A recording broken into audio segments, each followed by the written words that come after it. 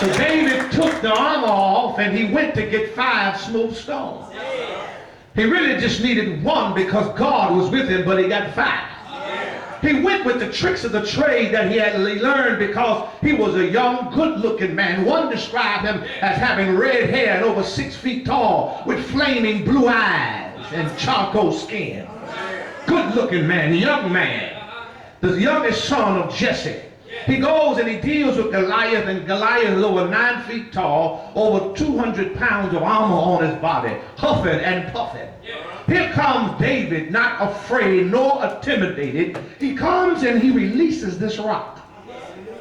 The rock knocks Goliath down. He jumps on top of Goliath, takes Goliath's sword, cuts his head off, and walks all the way through Blackville, South Carolina. And as he walks with the head of Goliath, guess what? The song is created, the R&B song, not on BET. You won't hear it there. You won't even hear it on MTV. But if you happen to go through the alleyways, you'll hear it go like this. Saul has killed his 1,000. But David has killed his 10s of thousands. And the Bible says from that day forward, Saul had an eye of jealousy for David. In other words, there are going to be some folk that just like you for nothing. I don't care, you can look better than them, you might smell better than them, it's just something that they just don't like. I mean, one time somebody said, Pastor, so-and-so don't like you. I said, well, there's a lot of folk don't like you either. And everybody got somebody in here that don't like it.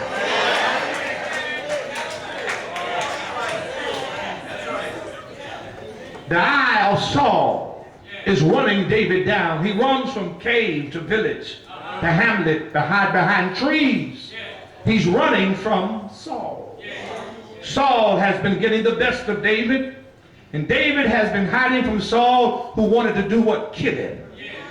Guess where? David was sleeping in caves, lurking behind trees and hiding in hills. David became weary and decided to flee to the enemy's camp in Gad. Have you ever given up? Or have you ever been in a situation where you've been depressed, feeling on a decline? If the truth is told tonight, most of us have. And the devil owns a slump gum that Max Lucado describes, and he has a 12 zillion scope, and he fires not bullets, but sadness. He takes not our lives, but he takes our smiles away from us. He inflicts not flesh wounds, but faith wounds. Listen to David. David said, one of these days I will be destroyed by the hand of Saul. David talks like a man that has no hope, and most of all, no God. David was talking to himself. David consulted David. David focused on Saul instead of God. David hangs Saul's poster on his wall and replays the voice message, I will be destroyed.